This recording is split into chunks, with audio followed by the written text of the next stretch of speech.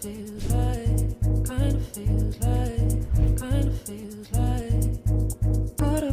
caught up in the flashlight.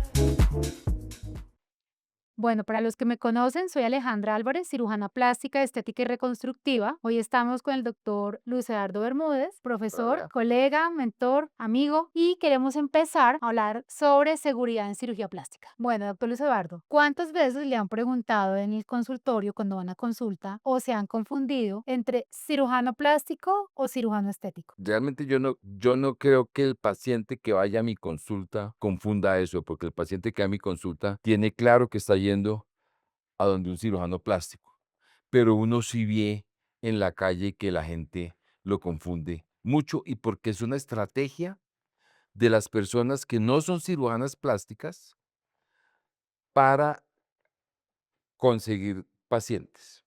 Si uno no es cirujano plástico, Sí. el truco es crear, es muy difícil para uno decir yo soy cirujano plástico, porque cuando uno dice yo soy cirujano plástico, pero no es cirujano plástico, está diciendo mentiras.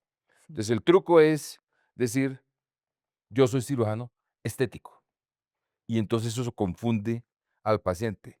Y entonces no tiene que decir que es cirujano plástico, sino decirle que es cirujano estético y con de esa manera lo confunde y él piensa que es lo mismo. Entonces yo sí creo que por fuera se usa mucho la estrategia de tratar de confundir al paciente y tratarle de vender la idea de que cirujano plástico y cirugía estética es lo mismo y no es lo mismo. En mi consulta realmente no tengo ese problema.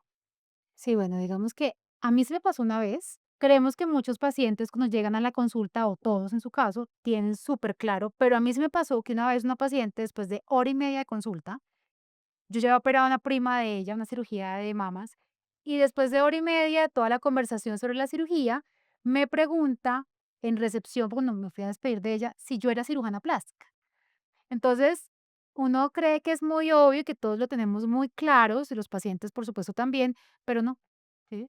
Y como usted dice, todo el mundo confunde en redes sociales, muchas personas que no son médicos o médicos sin la especialización, dicen que son cirujanos estéticos para confundir y, por supuesto, no sé cómo hacer, ¿usted cuál cree que sea como la estrategia para uno poder informar mejor al público en general, en las redes sociales en este caso, ¿sí? A los pacientes, a todas las personas, para uno hacer esa diferencia, decir que hay un médico que es cirujano plástico, estético y reconstructivo en nuestro caso, que pasamos por la Universidad de Medicina 6 años, que luego hicimos residencia 4 años, algunos una subespecialización en otra rama, diferente de pronto a un médico que hizo también un estudio de medicina estética, pero medicina estética, no cirugía estética, ¿sí? Que es diferente, en donde pueden colocar o aplicar productos como Botox, ácido hialurónico, pero no hacer procedimientos quirúrgicos, no hacer cirugías. Entonces, ¿cuál sería la estrategia para nosotros como cirujanos plásticos para poder llegarle a todas las personas de forma efectiva y dar esa información clara? Entonces, yo creo que lo primero que hay que hacer es un consenso, hay que dejar de pelearse entre especialidades para que realmente las personas que hacemos cirugía estética tengamos una especialidad básica, una especialidad que en general es la cirugía plástica, pero no necesariamente tiene que ser la cirugía plástica. Y eso causa mucho conflicto entre los cirujanos plásticos porque nosotros quisiéramos ser los únicos que hacemos cirugía estética. Sí. Y seamos realistas. eh, un otorrino o un cirujano plástico, cualquiera de los dos puede hacer una cirugía estética de la nariz. Y cualquiera de los dos puede hacer una cirugía funcional de la nariz. Claro. No es que hay, que es que el cirujano plástico solamente hace lo estético y el otorrino solamente hace lo funcional. Entonces, lo primero es llegar a ese acuerdo, porque lo que no puede suceder es que personas que no tienen ningún entrenamiento, porque es que el cirujano plástico tiene lo que tú decías, 4 años por lo menos de entrenamiento, el otorrino por lo menos 4 años de entrenamiento.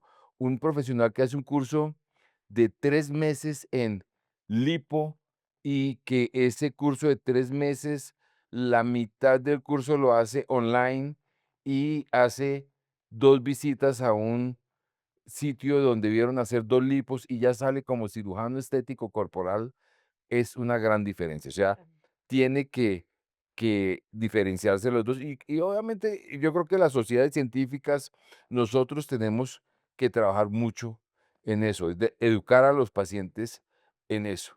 Pero claro, está la contraoferta, está la otra parte donde ellos se están esforzando en educar a los pacientes en que los cirujanos estéticos son los que hacen las cosas bonitas y que los cirujanos plásticos son los que hacen cosas feas porque solo hacen reconstrucción y entonces es un conflicto entre la información, hay mucha información y es muy difícil controlar la información. Lo único que tiene que hacer uno es asegurarse de que da la información correcta y de una manera más o menos desinteresada, sin conflictos, sin ser uno todo para mí, todo para mí, todo para mí. Sí, yo creo que estoy de acuerdo con eso.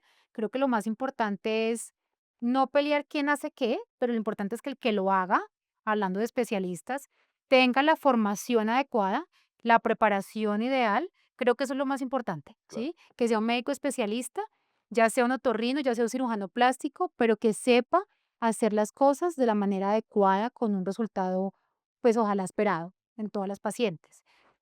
Otro tema muy importante es el sitio. Bueno, ya hablamos de escoger el especialista o el cirujano con la formación necesaria. Otro tema es dónde hacemos estos procedimientos, porque también hemos tenido pacientes cuando van a consulta que nos preguntan, bueno, doctor, una cirugía de párpados, pero ¿y si me la hacen en el consultorio con anestesia local? Hablando pues del tema de precios, no vamos a tocar ese tema ahorita económico, pero sí ellas, digamos, dentro de sus conceptos piensan que estos procedimientos se pueden hacer en consultorio.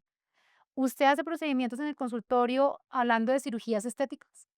No. O sea, yo ya hace mucho tiempo dejé, alguna vez en la vida hice procedimientos en el consultorio, pero es que no tiene sentido. Uno no tiene todas las herramientas para ofrecerle el mejor resultado al paciente, punto uno. Y punto dos, la solución de cualquier complicación que le pudiera ocurrir a ese paciente. Porque una cosa muy sencilla, por ejemplo, la cirugía de los párpados, que la cirugía de los párpados no es solamente quitarle una tira de piel y coser. Eso no es una cirugía de párpados. Una cirugía de párpados implica manipular con mucha frecuencia el canto, con mucha frecuencia las bolsas grasas, y cuando uno está manipulando el ojo, puede ocurrir un reflejo que es el síndrome vasovagal, Exactamente. donde el paciente se le baja la frecuencia cardíaca y puede entrar en paro. Claro, Un paciente puede entrar en paro porque uno le está haciendo quitando una bolsa. Entonces, hay dos opciones. Si uno quiere tratar bien la bolsa grasa la tiene que hacer en una sala de cirugía que tiene cómo solucionar ese problema. O quitarle solo la piel, porque nadie le hace el síndrome vasovagal si solo le quita la piel, pero entonces va a ser un resultado mediocre. Si uno quiere un buen resultado con buena seguridad, tiene que hacerlo en salas de cirugía.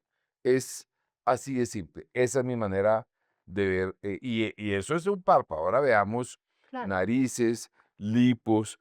eh, es una locura lo que uno ve en la, en la práctica. Alguna vez en un hospital nos llegó una señora que se está haciendo una abdominoplastia misma con anestesia local y como no pudo hacer sino solamente la mitad, No. llegó con al hospital para que le terminaran de hacer el otro pedazo que no se le ha hecho. O sea, es una Ay, sí, locura como lo que hay por decían, fuera, emergencias bizarras en... pero indudablemente para mí lo mejor es una sala de cirugía, No, no, no, por supuesto, por digamos que resultados y por seguridad.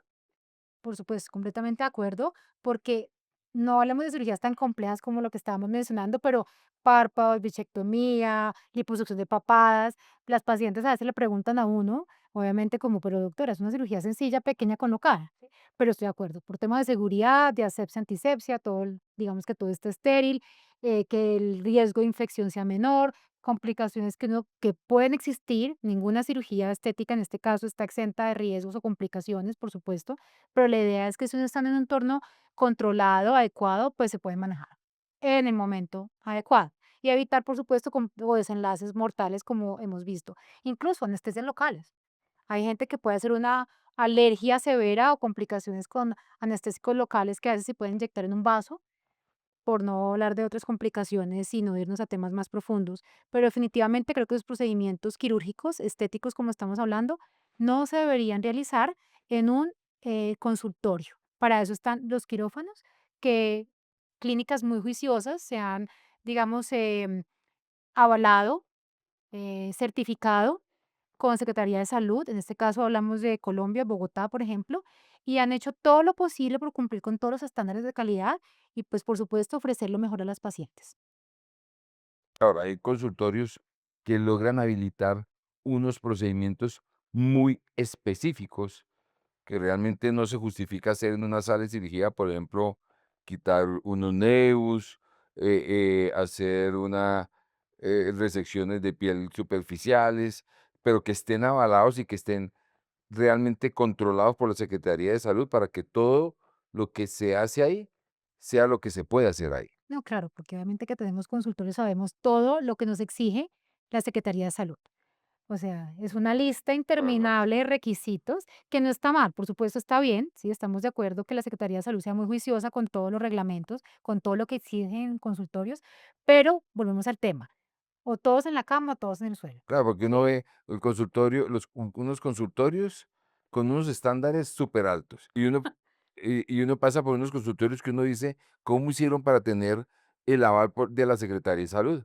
En unos sitios ¿Cómo funciona? y unos, por ejemplo, yo he sabido de clínicas que han cerrado porque no tienen ascensor. Claro, total, Clínicas que han cerrado porque no tienen ascensor, porque es fundamental tener un ascensor, porque en caso de que un paciente se desmaye y necesite uno bajarlo, poderlo bajar en una camilla al primer piso y meterlo en una ambulancia.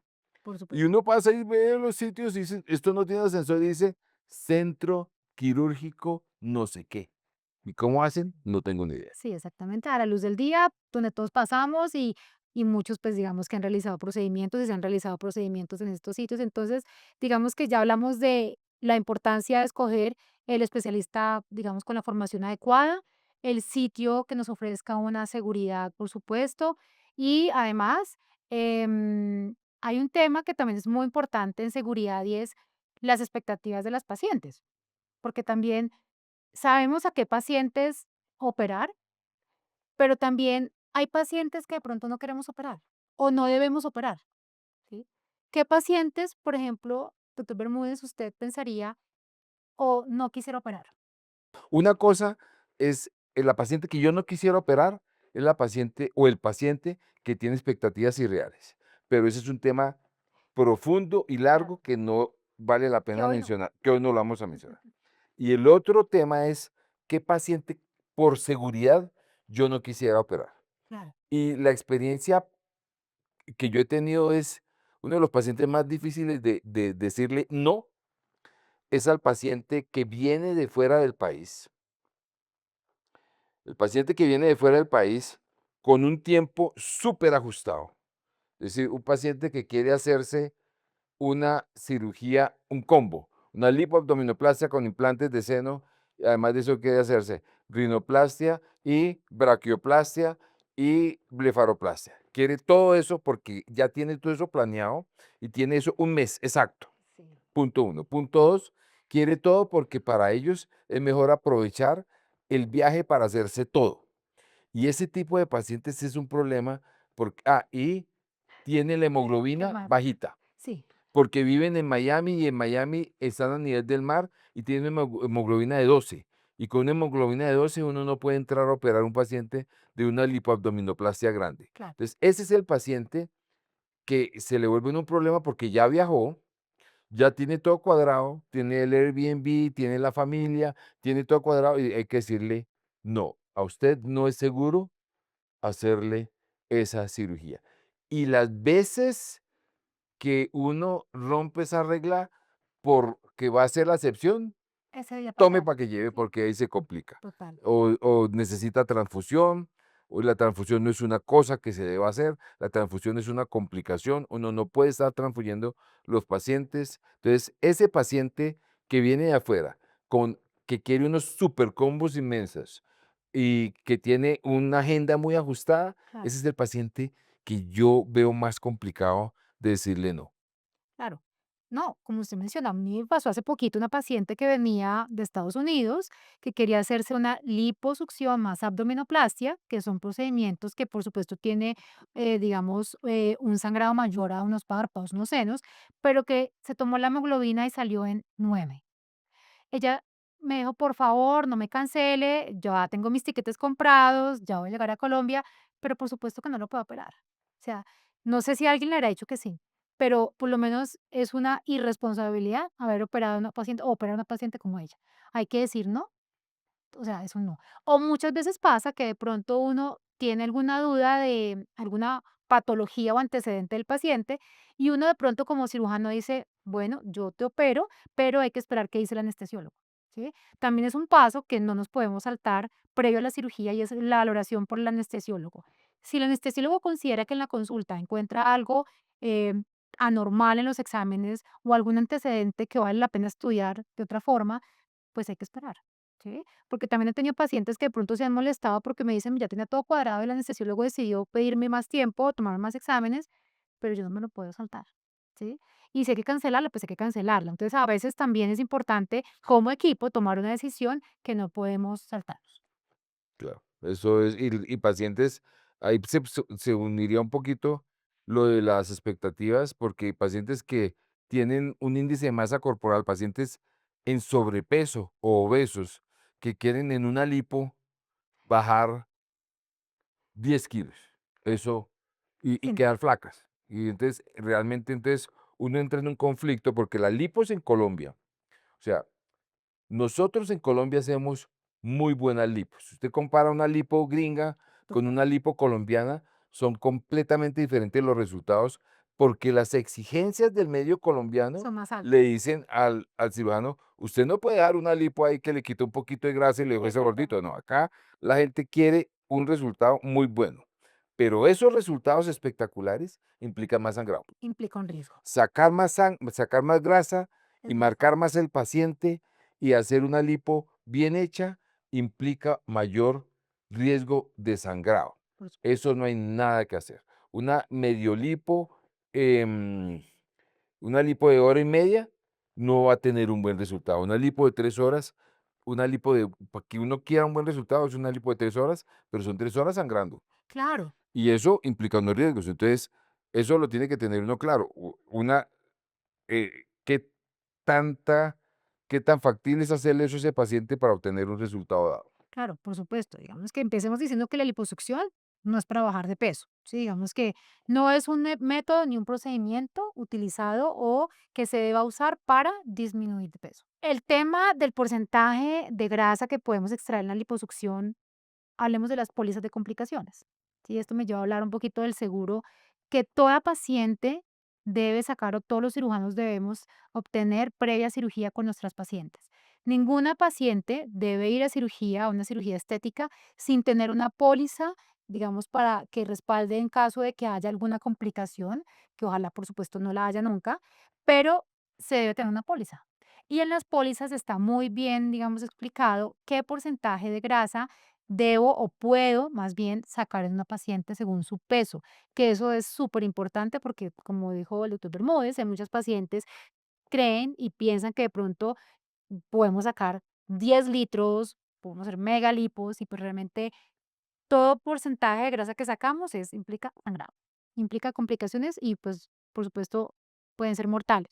Pero la póliza es súper importante mencionarla porque muchas pacientes cuando van a consulta a veces me dicen, no, es que yo me operé antes los senos, los párpados, no sé, cualquier otra cirugía y nunca supe nada de ninguna póliza, nunca me sacaron ninguna póliza. Entonces es importante porque si este seguro respalda en caso de que haya una infección, una recirugía, que de pronto un sangrado, un hematoma, se abrió la herida, que digamos que eso puede llegar a pasar y implica un nuevo procedimiento. Entonces, estas pólizas o seguros respaldan estas reintervenciones. Entonces, es importante, digamos, tenerlo en cuenta también hablando de seguridad en cirugía plástica. Una buena póliza tiene un buen cálculo actuarial. Los actuarios saben perfectamente hasta dónde es buen negocio vender la póliza. Entonces, ellos no le van a vender una póliza a una persona que tiene un riesgo de cobrar la póliza.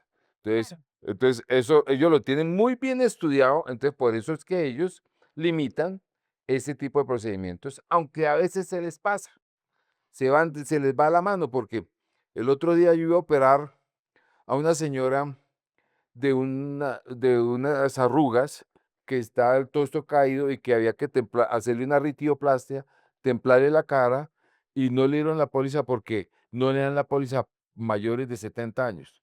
Pues es que, ¿quién se va a operar las arrugas? ¿El de 70 años o el de 18 años? Pues obvio, la persona que necesita las cirugías de las arrugas tiene que ser mayor. Entonces, y era una paciente sana. A veces se vuelve una tiranía, pero es muy importante tener un paciente con En ese póliza. caso, ¿qué También por hizo? salida de... No, yo no lo Por operé. Porque todavía nos pasa, que uno cree que no, pero me pasó que di a una paciente que me preguntó que si la liposucción se puede hacer en un consultorio con anestesia local, que si era necesario hacerlo en un quirófano con anestesia general, por ejemplo, ¿sí? Entonces uno cree que todos los pacientes lo tienen muy claro, pero todavía pasa y seguirá pasando por desconocimiento, por buscar de pronto algo de menor valor, pero para resumir, es imposible hacer una cirugía segura a un bajo costo. No solamente por el tema de seguridad, sino también por todos los personajes que mencionamos están implicados en el procedimiento. Desde la persona que recibe la paciente en la clínica, los exámenes prequirúrgicos, la cita de anestesia, el anestesiólogo el día de la cirugía, todo el tema de esterilización del instrumental, tenerlo, por supuesto, limpio, estéril para cualquier cirugía, por pequeña que sea, una lipopapada implica unas cánulas estériles, por supuesto, el cirujano con toda su experticia, su formación académica, el posoperatorio, o sea, hay una cantidad de costos, así no los queramos reconocer, que para que una cirugía segura, pues no es que tenga que ser excesivamente costosa, pero sí implica unos costos, que es imposible quitar, disminuir, obviar. Entonces, eh, creo que liposucciones de 1.000.000, pues no existen. O sea, Ok. es imposible hacerlas, por lo que estamos mencionando, ¿sí? El sitio quirúrgico, las personas implicadas, la póliza, que ya mencionamos lo del seguro, lo importante del seguro. Entonces, creo que una liposucción, de 1.000.000, de 1.500.000, la suave brisa. Yo, la verdad, no tengo ni idea qué es una suave brisa. Normalmente, o bueno, a veces pasa que las pacientes también preguntan: "Doctora, quiero una suave brisa, ¿usted hace suave brisa?". No tengo ni idea. ¿No le han preguntado nunca? Sí, claro. Yo tampoco tengo una idea muy clara de qué es o sea, exacta de qué es lo que es la suadebrisa. La suadebrisa es básicamente una liposucción con anestesia local, pero es una liposucción muy limitada. Es una suave brisa, donde se le saca un poco de grasa y no se obtiene un resultado que es muy satisfactorio. Son cirugías de 3, 4 millones, y entonces la gente se somete a eso de la suadebrisa o otros nombres, que es que como El cinturón. nosotros somos, el ser humano hoy en día es experto en crear nombres de mercadeo.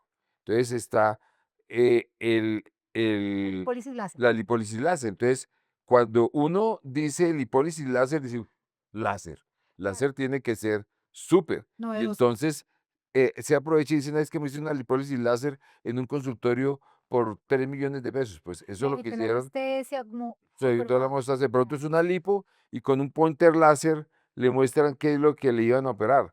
Pero una lipólisis láser, Sí, hay muchas estrategias de engaño a todo nivel. sí. Estrategias de engaño a todo nivel. Estos en los cuales le ofrecen unas cirugías muy baratas y Para con capturar mucho riesgo pacientes. y que realmente no es una muy buena calidad. Pero también hay otra estrategia de engaño donde le dicen, a usted le vamos a poner la última tecnología, le cobran un dineral, lo operan en la clínica de más dedo parado y realmente no necesitaban esa tecnología. Es una manera, entonces, realmente la evidencia, la información se manipula en todos lados, Claro, porque en todos lados para tratar de conseguir clientes. En un lado se le dice que es una suave brisa barata y que va a tener un buen resultado. En el otro se le dice es una lipo ultra high tech definition Z 38200 y que vale 30 millones de pesos. Hay de todo. sí. Sí, desafortunadamente, digamos que hoy en tema de marketing y de captura de pacientes, pues, usamos o se usan muchas estrategias, ¿no? Para no perder el paciente o tener la mayor cantidad de likes también, ¿sí? Porque también, Exactamente. digamos que hoy nuestro portafolio, la forma en que muchos cirujanos damos a conocer nuestro trabajo es a través de las redes sociales. Y las redes sociales, pues, como hemos visto, se prestan para muchas cosas, buenas y malas, honestas, reales o irreales, o pues con una cantidad de expectativas falsas o de promesas sin fundamento. Entonces, creo que Que esa es tu obsesión de la próxima del próximo capítulo. sí, sí, sí, sí, sí. Creo Esa es la que obsesión del próximo capítulo, pero sí, tienes razón, lo de las redes sociales. Es que las redes sociales no se pueden satanizar, pero yo no, no, entiendo. no, todo Eso es tema lo vida vamos a ver y en en una próxima ojalá todos sacáramos lo vez. mejor de cada herramienta. Y yo creo que las Exacto. redes sociales, por supuesto, nos dio a nosotros visibilidad, nos dio una forma de ser, dar información de una forma más efectiva, de llegarle a más personas, de también corroborar que sí, que no.